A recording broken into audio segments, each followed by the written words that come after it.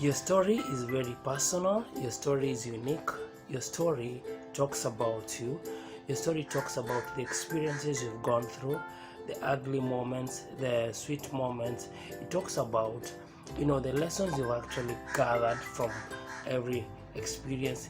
Basically, the story talks about you and about your choices, about your decisions. It talks about the time you had this power and the time you gave this power away. And so your story has all that needs to be embraced for you to move to the next level. You cannot move to the next level of your life until you embrace your story, until you own up your story. So in letting out chapter 1 of the 3L coaching program, you expected to tell your story.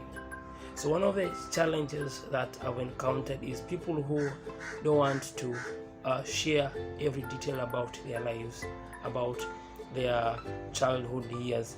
And I get it because of the pain involved, because of the memories involved.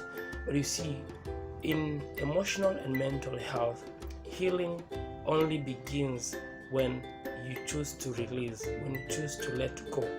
So as long as you're holding so dear to pain, to injury, to experiences, to memories, you're saying no to healing. So I want you to look at it from cost-benefit analysis. That what is the benefit of you paying the cost of sharing your story? Yes, it's painful.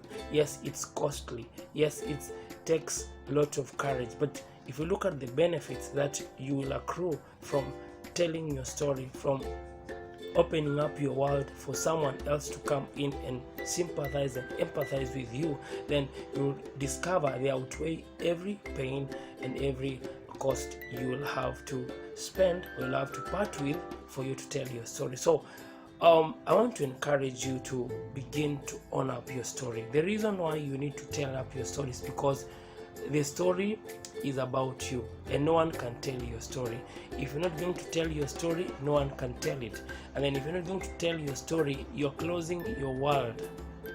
So no amount of sympathy, no amount of goodwill from every other person can access your world or can reach you except when you tell your story.